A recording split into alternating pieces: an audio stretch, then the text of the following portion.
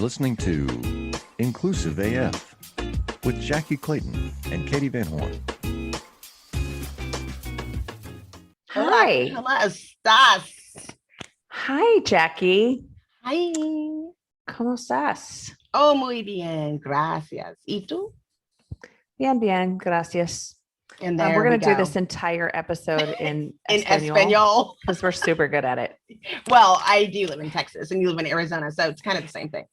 Well, it's funny, actually. And I had this conversation with a few of my family members because they always kind of make fun of me because I am not fluent in Spanish. But I've been using one of those apps, which is the one? Hold, please. Babbel. Yes. So I've been working on my Spanish skills, and I feel as though I was better the last time I went to Mexico, just because I could understand a little bit more about like what was being said, not just kind of putting certain words together and going, I think what he's asking is this, or what she's asking is that. So yeah. Last time I was in Mexico, I got worse because I was with someone that was better at Spanish. So then I literally just did not talk at all. Just pointed at things and then pointed to my phone. The same way I was in Spain, where I'm like, I'm not going to even try. This will make it just less fun for me. Well, I've been to Spain. So my nephew did a semester abroad in Madrid, and I went to visit him, and he is fluent in Spanish, but not in Castilian Spanish. So being in Spain was very interesting for him because they couldn't understand him and he could not understand them. And that lisp. Yes, because of the lisp, the cerveza. Not happening. But it is funny, I mean, because they're like, you think about it and you're like, it's that whole little dialects of different populations. But we did get by. We were able to order food and whatnot and get where we needed to go without too many detours. Which so it worked out. Awkwardly leads us to our topic today, Katie. It does. It sure does. So, by the way, welcome. Here we go. This is Katie Van Horn. And I'm Jackye Clayton. And welcome to the Inclusive AF podcast. Whoop, whoop. Welcome. So today we're going to talk a little bit about women being underrepresented in certain things that very much impact them, whether that be medical things. So this is not so much work related per se, but it kind of is. And I'm going to tie it back to work very loosely with, when you're thinking about benefits and those of you that do benefits for organizations, these are good things to keep in mind when you're trying to do preventative measures so your employees are safe and healthy and are able to come to work. But Jackye, go for Jackye. Well, the world just wasn't made for us. And the thing is that the world wasn't necessarily made for women, and it definitely wasn't made for Black people. And there's things that we just kind of accept as normal that we probably could have done a different way if we would have explored it. That's why the language kind of goes into play, because it's like you can get away with speaking English in most places, and it just wasn't. But someone from France maybe can't get away with just speaking the language other places. So I think it's interesting as we adapt to the world as it is today that was maybe did not have you in mind. Absolutely. And so Jack and I have been reading or listening to, I should say, I've been listening to, I think you're listening to it as well. And it's called Invisible Women, and it's by Caroline Criado Perez, who, if you're not following on Instagram, I highly recommend. She's, I think, more on Twitter, but great book that she wrote. It's called Invisible Women. And it's basically some of the things that she talks about. And we just had we were playing a little game, not a fun game, but a little game before we started recording about the fact that there are so many places where women are an afterthought. And really, we're just talking about gender, but as Jackye just said, like, it's also the ethnicity, it's the people with disabilities, it's all these other people, and then also language and all of these other factors that come into play from just a dimensions of diversity. But when you are thinking about it in regards to healthcare and in regards to some of the things that we now know, I think the one that a lot of folks are aware of is crash test dummies. And that's an experiment, they use crash test dummies in kind of every country to really determine what impact would be had if you had a front collision or a side collision or a whatever collision, or if your or your tire, ruptured, whatever it might be. So these different things that they do in the making of cars. But if you start to dig in on how cars are actually made, it's the crash test dummies from an accident perspective, but it's also seat belts and it's seats and how, women's bodies are different. And so all of the testing that they have done for years and years has been with the average male's size, like height and weight. Yep. And how that impacts women and children. And, I think we've seen some changes with like, hey, don't put your kids in the front seat, put them in the back seat, rear facing car seats, things like that for children. But there's still a lot of companies are still just using the average male to really test these different things in cars. So cars are not made for women. Seat belts, are they made for someone who's a 40 double D? I don't think so. No. And that's the whole thing they were talking. One of the pieces is, they don't have breasts, on the crash test dummies. They don't account for women that are pregnant. They don't account for all these different things. And then, I can remember distinctly my sisters when they were pregnant, literally putting the top strap behind their back. Yes. Because it it didn't work on their boobs and it didn't work on their belly. And so it's just a whole thing. So one place. Want to hear something else crazy? Always. I always do. Chemicals in makeup. The FDA came out with a study in 2017 that there's more chemicals in makeup created for women of color than there is for white women. What? I'm so mad at stuff like that. That makes me so, that's not necessary, is it? No. And I think for years and years, we've had that whole if it was tested on animals, we're not going to use it and all these things. But there's also there's so many chemicals in makeup, period. And to your point, yeah, for women of color, it's even worse as per usual with everything. And it is this isn't really safe to put on your face. And you make some assumptions that, your exposure. Some of the statements said that, people that are Black and brown are exposed to more harsher chemicals anyway because of the neighborhoods that they live in. So the makeup really isn't the point. What? I have no words because I'm literally wait, what? Right. But that's the same thing. Half of it wasn't even created by a woman for a woman in the first place. Yes. But it also a statement like that. Mm-hmm. I'm sorry, what? I don't listen. That's the world we live in. And because a lot of the things you think about the core things, you think about cars and you think about makeup, but think about products that we've used for years and years and years and years. Some of them we still use, and so it's the same technology and we're testing on the same things to make these things. And it's the same with certain foods and chemicals that did you know that every single person in the world has the Teflon traces in their blood? It's permanent. Even newborn babies, it's crossed the barrier. Did you? Well, yes. I mean, I didn't know specifically Teflon, but I mean, that's part of the thing too, is that, I know that, there's been for years and years, what a woman can or cannot eat while she's pregnant. And it was this will impact the baby. Yeah. Every single thing you do as a woman who is pregnant, you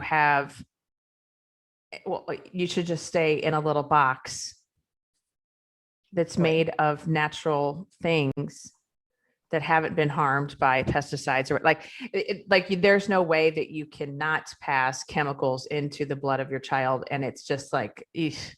Well, you think about something that's basic, we have to keep, when you think about it, one of the things, when I was pregnant, you weren't allowed to have tuna fish because there was mercury. And you think, wait, but then should I just not be eating tuna fish ever? Right. Mm-hmm. I don't understand. Wait, so it's okay for me? I don't get it. What's the toxicity? And they do it with a lot of the trials, you're talking about the testing on the crash test dummies. The same with medications. And legit, in some situations, it's like, okay, our bodies are the same, but in some ways they're not. Men and women's bodies are different. The chemicals, the regular chemicals are different. So, yeah, I mean, I think we can move from crash test dummies to exactly what you're just talking about. It's kind of the medical trials. And, some of the research that I've done is really around how clinical trials are set up for men. And there have been not a lot of regulations, and this is across the globe. This is not just the US, this is across the globe where there haven't been requirements for clinical trials to include women, to include people of color, to include different, again, different dimensions that do impact your actual blood and do impact your DNA and different things along those lines that we know is different, and how that actually impacts how you receive medical attention, or how medications will impact you. And that's one of the biggest things. And nobody knows this stuff. And that's the part that's also really scary to me, at least, like as I read more about it after reading the book. There's so many clinical trials where all they have done is test these things on mice and men. And I know that's a book of mice and men, but that's not how we should think about clinical trials, just FYI, if you did not know. And so it's just one of those things that, as we, do research on the research of how clinical trials are done, it's not great. And so there are so many things that, they'll test something on men and throw it out the window and go, yeah, that didn't work. But we have no idea if maybe that would work for a woman or a person of color or whatever it might be. And we know that there are certain diseases that are more prevalent in different communities. So we need to be doing the clinical trials on everyone, not just on white males. Well, I was looking at this guy too. He's there's a guy on YouTube, and I'll put his information in the show notes, but he is a gastrointestinal doctor. And some of the things that he was talking about of all these different symptoms, like there's a difference. There's like a flap in the esophagus that has more force in women than it does with men. So women tend to produce less acid than men, but then they were talking about the ulcers and different things that happen that are naturally occurring that we're told as a symptom is really for men and not as much as women. And if you actually have it as a woman, it's really bad because you shouldn't. And so we're just not, I know it's going to take a long time to get all of the information corrected, but there's so many spaces that especially given that we know that we don't get a full range of history. We don't get that, especially in the United States. I don't know. I can only speak to the United States. I don't know what it's like in other places. But we're not getting all of the information from the Food and Drug Administration. And we're not getting all the information of poisons and how we metabolize things. And it's like, we're going to have to do our own research for a lot of things, especially if you feel like you are like if you're trying to live a healthy lifestyle. And it's sad to think that there are things that we are doing the right way because it was presented incorrectly. Well, and I will use someone I know who shall remain nameless. And I swear to you that they get all of their medical information off of Facebook. And what I mean by that is we've all seen like, oh, well, hey, hey, Oreos have plastic in them, or, these different, just completely bananas concepts that someone thought of and put on Facebook. And obviously we know about all of the misinformation going on all social media platforms, but there is just that, when, to your point, when you have something wrong with you and we know historically, and we know this is even happening today, where a person of color will go into a hospital or to a doctor's office and it's, oh, you're overreacting. Or, Black women have more resiliency to pain, or things like that there are these assumptions. It's because they've never been around, or they've never had exposure to the impacts of these different things on women of color or just people of color in general. And so again, it's like in medical school, all they're being taught is the response that would happen in a white male. And so there's also that factor that keeps coming up again and again. And I can remember, I mean, my dad was one of these people where he never wanted to go to the doctor. He did not want to have anything to do with it. And that's like an old school, mentality that we know that generation that was kind of the, I guess now would be considered like the baby boomers, et cetera. But I think it's like, again, much, much worse if you're a person of color, because it's not just, hey, I don't want to go to the doctor because it's uncomfortable and I don't like it. And, it makes me feel awkward or whatever, but it's also I could die because they're going to tell me the wrong stuff. Me. That's what happened with my freaking tooth, if you remember. I don't know if I talked about it. So, quick, interesting story. So, I went to the doctor. My blood pressure at one point was really, really high. And later, yada, yada, yada, found out it was my gallbladder. And then later, my blood pressure started to spike. So I told the doctor, we need to look at something else, because the last time that my blood pressure spiked, it was a symptom of something else. Like, oh, well, your numbers have been this and you've had high blood pressure. And I was like, yeah, but it's kind of regulated itself. We've reduced the medication and now it's spiking and there hasn't been any changes, which pisses me off, because why am I trying to be medical MD? Right. So I'm like, no, I think you need to check for something else. He doesn't check for something else. So I go to the dentist, because at one point somebody said, my dentist told me that plaque and things in your mouth goes straight to your bloodstream and straight to your heart. So you have to check those things the last time. So I go to my dentist and I have like a fistula that has grown a canal in my gum that has caused a root canal that I had no idea that had been there for years. And I would have continued not knowing that it was there. And then we fixed it, and then my blood pressure regulated itself. And he was like, oh, I guess you know your body better. And that's what I almost like. And who was going to get in trouble when I punched the doctor in the face? Right. When you slap someone upside the head, it's hard. I mean, am I justified in that? But the whole thing is like, that's what you have to do. As a person of color, I am expecting, unless you get the right doctor, I'm expecting you to get it wrong. That potentially that I'm going to have to get a second or third opinion if it's something major, or I'm going to have to go around and find those things. And it's also because of the status of how our primary physicians have to operate here versus in other countries.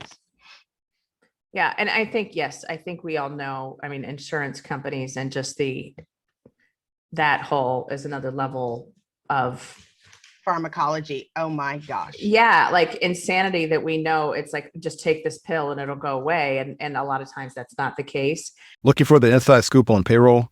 Whether you're a payroll pro or just curious about your paycheck, we've got two podcasts you cannot miss. It's About Payroll delivers the latest trends for payroll pros, and It's About Your Paycheck is here for employees, breaking down pay and rights in simple terms.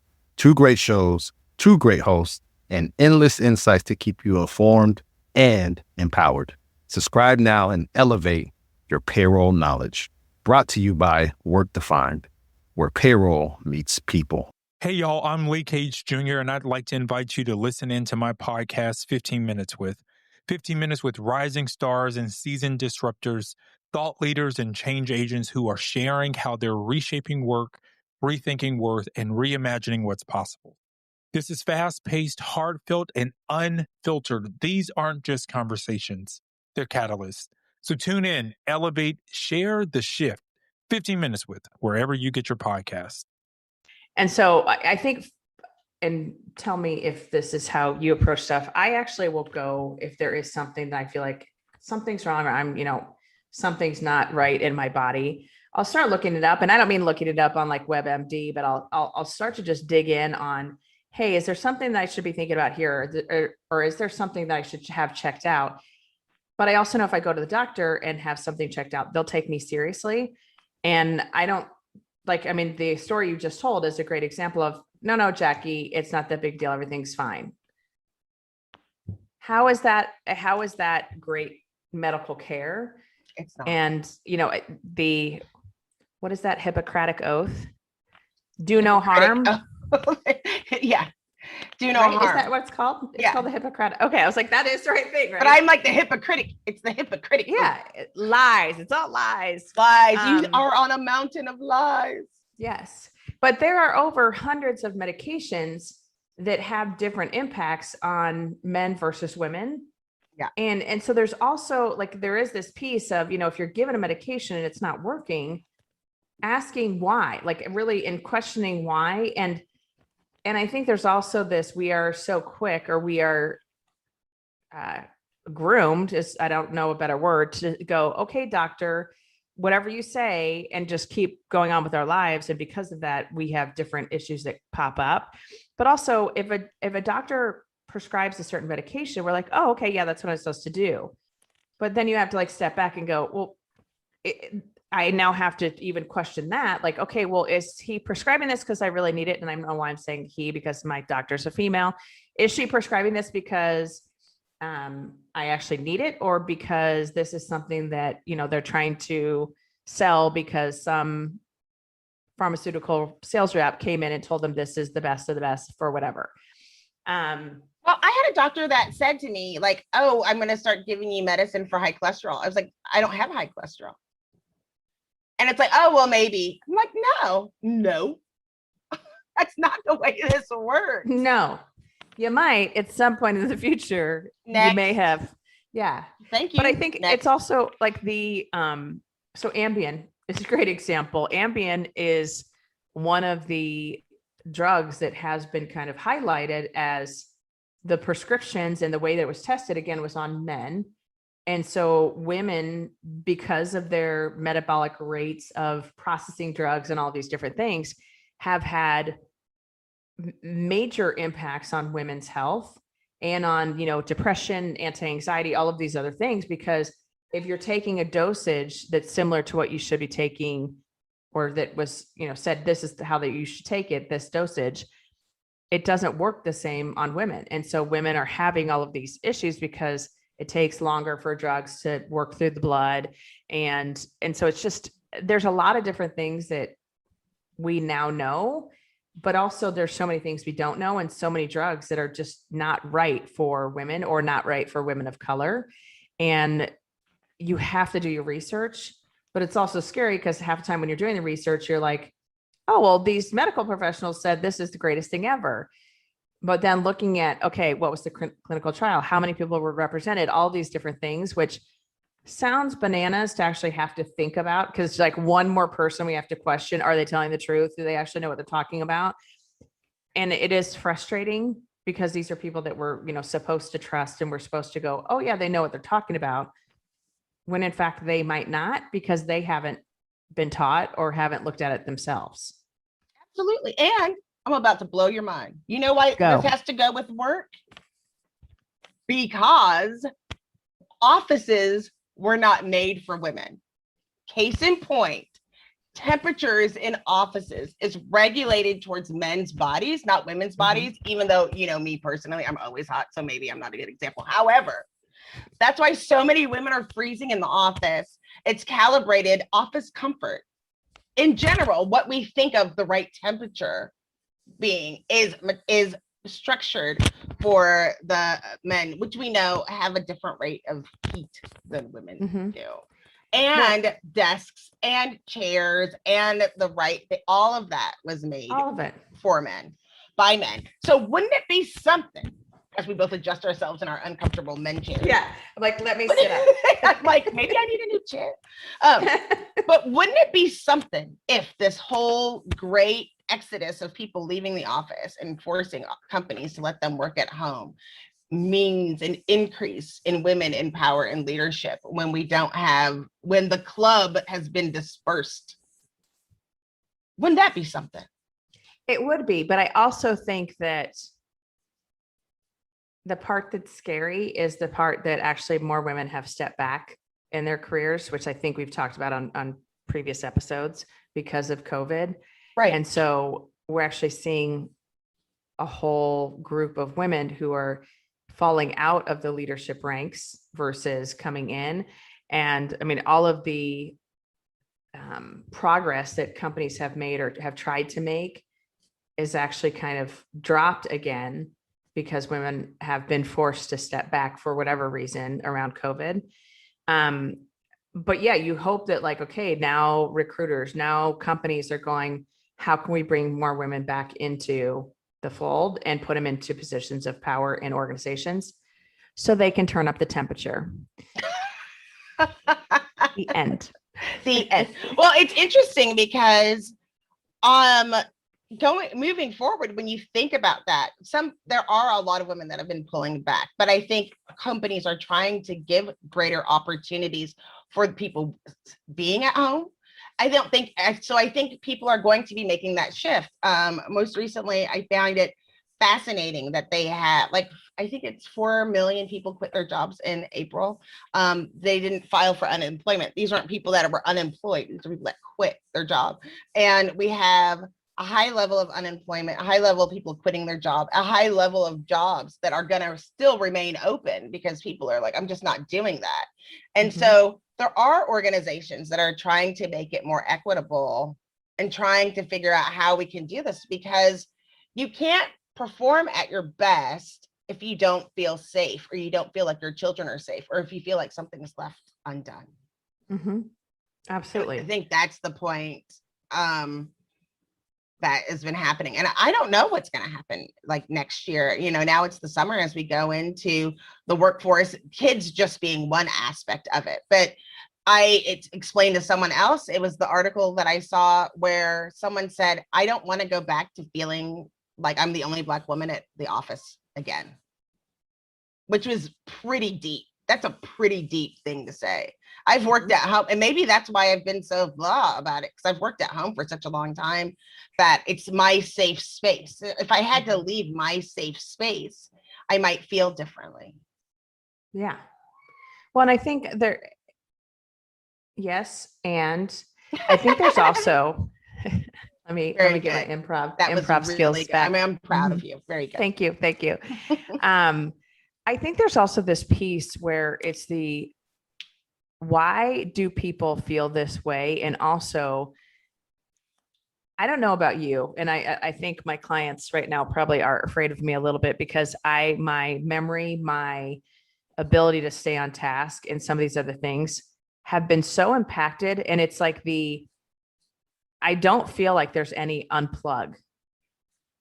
Because even when the weekend is here and we are unplugging, there's still like this overwhelming stress of like going places and wondering if people, are sick or might be sick or all of these other things. Right. And so there's almost like this low level anxiety that's constant. And then again, I'm going to say this as a white woman, there's also if I feel this way, I can only imagine what it is like for people of color, because my stress is over some of the things with COVID and just work generally, and feeling like I just have to do more and more and more. I don't have the fear, anxiety, all of these other things that come with being a person of color. Yeah. So there's also that. And that's not to be like, oh, so mine is less than or yours is more than, or whatever it might be. It's more just holy crap, like we need to be cognizant of that as a human race with each other. Because I don't think we are. I don't think we're acknowledging the fact that like this is hard on everyone. Yeah. And especially on people of color, but also like there's just so many things that are impacting all of us that we're just exhausted. Yes. That we talked about that casually last week. We were having just a regular, just so y'all know, we're friends. I found out this week that a lot of people who do podcasts together don't hang out, like they save it for the podcast. That's just not the case for me and Katie. We should record sometime. How are you supposed to do a podcast if you like aren't hanging out together and going on wine weekends? I don't know. That'll be fun. Live from Napa Valley. Yeah, Jackye. we should record after we've gone to one or two of the vineyards, just to, so for those of you, We'll go live. catch y'all up. Yeah. Just to catch y'all up, we're going to San Francisco and Napa Valley in a couple weeks. Yes. And that is we're calling Girls it a team trip. building. Yeah, team building to the IRS if they're The listening. team of Inclusive AF podcast will be That's right. having a retreat. We're gonna make our own shirts for the weekend. A It's gonna be business great. retreat. Inclusive AF in Napa. I'm working on it right now. Wait for it. Yeah, I will. I think it'll be fun. But it's like, we also don't realize the conditions where people live in various places. Like, it just makes you think, like, who is putting out all of those things saying hybrid work isn't going to be a good choice and people need to get, we're not. So I hope we've learned a little bit in the last like 18 months that you really have to go a step further and say, who is this coming from? When you're reading reports that are saying men this, women this, Black people this, white people this, you have to look and see where all of these things are coming from to see if that has any impact or bias affecting in the way that you read and watch. And how you see yourself is very important to see if how you see yourself is being dictated by somebody else. Like, oh, I'm awesome and all my friends say I'm awesome. Wait, they're all, white women who are like 25 years old. Maybe that doesn't really relate to me. Like, maybe I need to look and see what's going on with me in my community, with the people that I interact with, instead of going on TikTok to figure out how I'm supposed to feel. Because there's a lot of media telling us how we're supposed to feel. It's, I think that there's also this, the trusting your gut piece. I think we've thrown out the window, and, not to take this completely back to the medical piece, but I think, yeah, exactly what you're saying of sit down and think logically about what you're hearing and go, is this accurate? Is this actually what the deal is? Or is this real or not?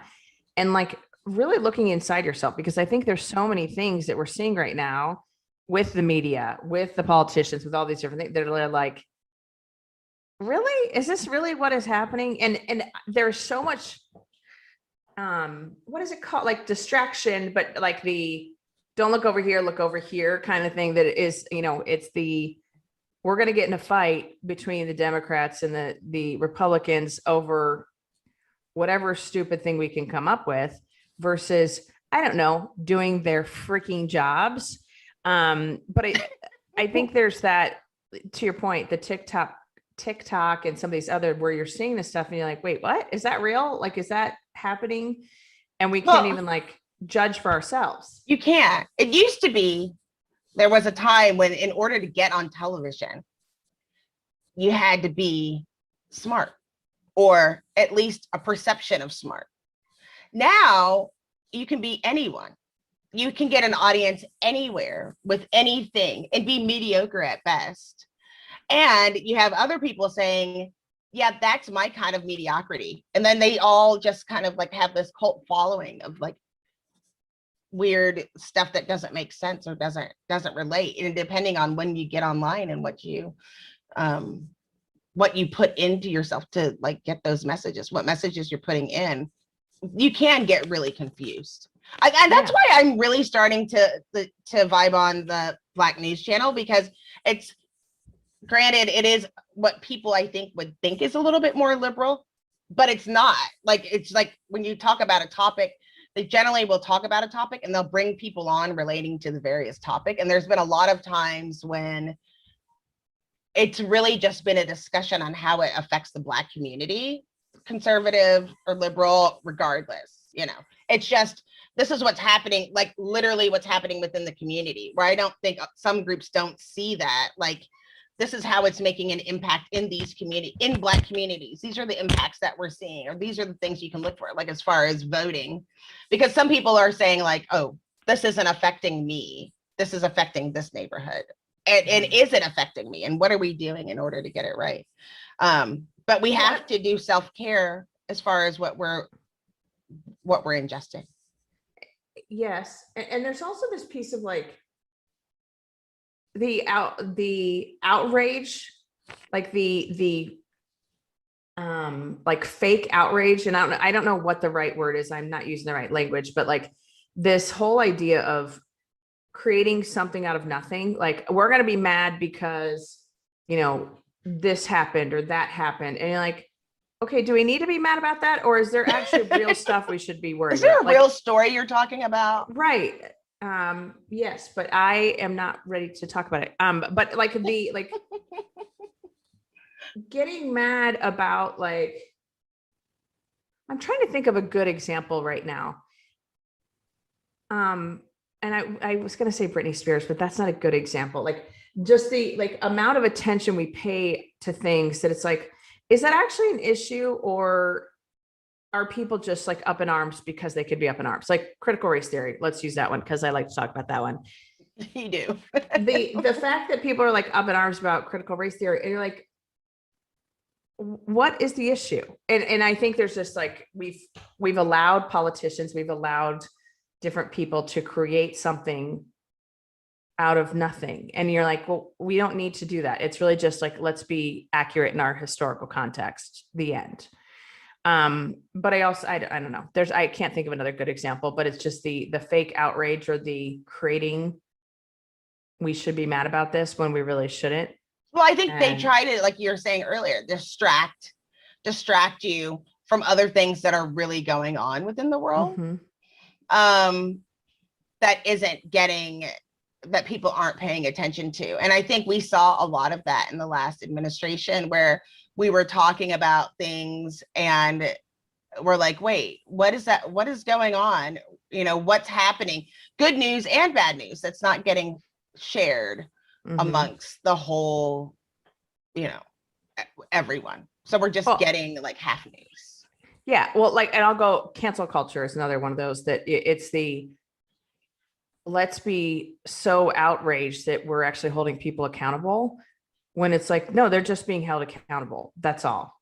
Like, you know, I think, and everyone's allowed their opinion, and they're allowed to vote with their wallets, and they're allowed to make choices, whatever those choices are.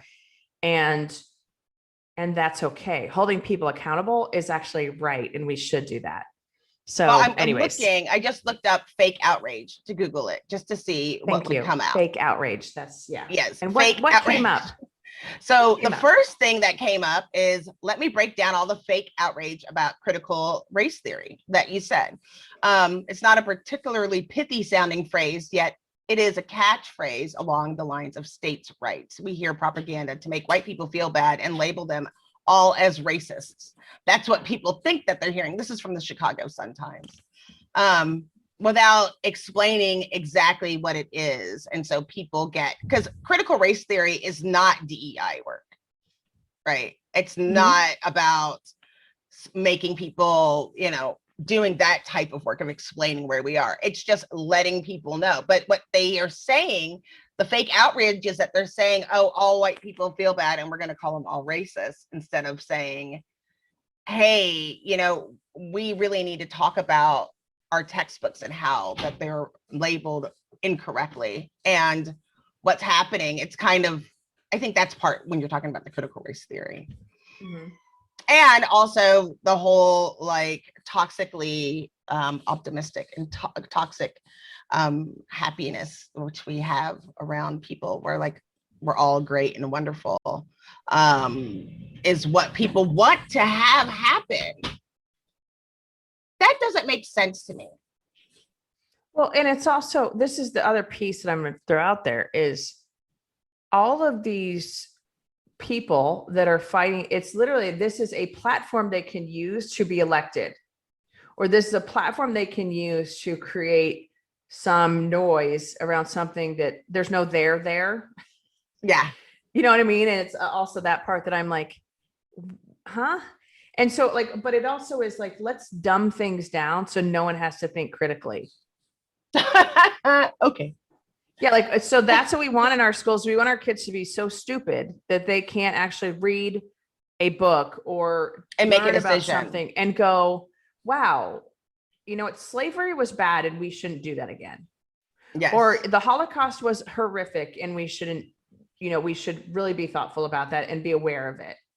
Like all of those things that like, it's these historical events that you're like, why would I'm sorry, what? We wouldn't want people to know that? Like, that's just very bananas to me. Although I will tell you one funny comment.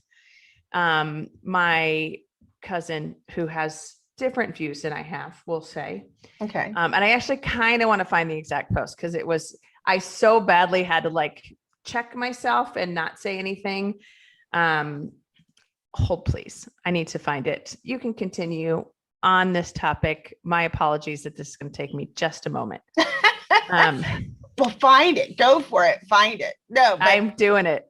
I think we do have the sad part is that for some reason I think people thought they were going to be able to chill a little bit when we had a new administration, and we can't. You have to be more vigilant and make sure that we're protecting ourselves and others. I think that kind of sucks as we go through this piece and looking to see exactly what are we being taught and what are we teaching others. I mean, we can't have a good future if we're not sharing. We're not making a change, and it's going to have to start there with giving people the information. I just found out, because I didn't know this, like you brought up the Holocaust briefly, but I just found out that Black people in these places were sterilized during the Holocaust to not procreate. Didn't know that. It's something else that's just missing from the book. P.S. Mm-hmm. I mean, there's so much. So the post is 2 gentlemen in uniform, clearly from, I'm going to guess, Civil War time. And the comment is, history is not there for you to like or dislike. It is there for you to learn from it. And if it offends you, even better, because then you are less likely to repeat it. It's not yours to erase or destroy. So he was from the perspective of, we shouldn't be tearing down these monuments of Robert E. Lee. I wanted to comment so badly and be like, oh, so you get what critical race theory is. So you support critical race theory. But and that's why that's what I've been stuck on too, because that's the whole thing. Mm-hmm. Like, why are we erasing history? It's so amazing. But you want to erase it. But the fact that somebody literally is saying, and sorry, I'm walking because my dog is scratching on the back door. But people are literally saying, by the way, we want to lie about what the future is or what the past really is. We want to lie about it. We would rather do that than teach it because it's going to make white people look bad. Only people making white people look bad is white people. Well, and it's also, it's like, what are you talking about? I know that there's this whole concept like, oh, it's going to make children feel bad about being white. No, it's not. It's going to tell them that give them an opportunity to be do better. Right. Like we didn't learn about, I mean, I'm German, and I didn't learn about the Holocaust and go, I'm a horrible person. I went, wow, that was horrible. And we never should have done that. That never should have occurred in history. Now I'm like, when you know better, you German, do better. When you know, that's what Maya Angelou said. When you know better, you do better. And I believe it. I mean, I lived in Florida. I didn't feel bad every time something happens from a Floridian every day. You don't say, oh my God, I should. For realsies. I mean, well, maybe a little bit. Florida's a whole other. Yeah, Florida's a whole other. Yeah, right now, Texas. Yeah, I'd worry more about Texas right now than Florida, to be honest. Yeah. Arizona's not doing real great either, P.S. I just listen. We're still counting votes, We're very busy over here. Oh my word. Lord have mercy. But the point is, the world wasn't created for us. It wasn't created in a way for us to even ingest all of the information. So we're keeping people dumb and keeping people toxic. And so it's going to be, very 1984 situation. Or is it 1984? The book? Is it? Yeah, the book. It's 1984. 1984. No. It is 1984. Okay. Like that's what we're creating. We're creating this, like, don't talk about it. Don't think anything other than what we tell you to think. And it's in the record. Mm-hmm. That's the hardest part. Like literally, you don't want a statue Mark Rubio. That's obvious. Oh my gosh. It's so bananas. Yeah, I called him. Okay. So, ma'am. Sorry, we just went way left there for a minute, but it goes back to what we were talking about of just, hey, have we actually thought about the fact that we should be doing, looking at different things when we are doing medical testing, when we're doing testing on different things, to actually be inclusive of all humans and to make sure that we're actually protecting folks across the board, not just the white male. and making sure that we're creating things for people other than just that one group of individuals that are inclusive AF. Yeah. There you go. See, it all comes together full circle. Inclusive There we AF. go. There we go. Anyhow. All right, my friend. Yes. So the thing to keep in mind, or my one thing that I learned this episode, or that I am going to dig in more on, is really just around, again, medical testing and just testing. And I know that there is probably a list of all the things that were, not created for women and not created for people of color. But it is just, once you start kind of pulling it apart and looking at stuff, you're like, well, wait a minute. If I have a heart attack, I'm not even going to know, because I think having a heart attack means my left arm goes numb and I have pains in my chest. Not so, folks. Not so. What'd you learn? Or what would you like to point out for folks? I am going to do a better job of, when I read information, just make a little note on what I know about that person. Is it a male or female? Do they live in the North and South? Do they have political aspirations before I decide that this is an article that I'm going to use as a reference guide? Because I use lots of resources, and I haven't thought about it, because I feel like the next battle that we are going into will be regarding going back to work or staying at home. I feel like that's going to be the new inclusive group that we have to bring in. And I think it's also one of the things that can make diversity possible is by opening that up and by closing it and seeing if that's some weird agenda in order to benefit one particular group, which I feel like it is, namely men more than women, just because of what we know historically about taking care of them. So I'm just going to be looking at that, so that maybe we can talk more about that realistically, so that we can be champions of positive change. Boom. And there you have it. Yeah. Thank you for listening. Thank you for joining us. And if you like us or what we're saying, go ahead and give us a review on whatever podcast platform you're using. We love to hear from you. And if you have any questions, comments, anything else, please feel free to reach out to us at info@inclusiveafpodcast.com. Bye. Bye. Ooh, loving it.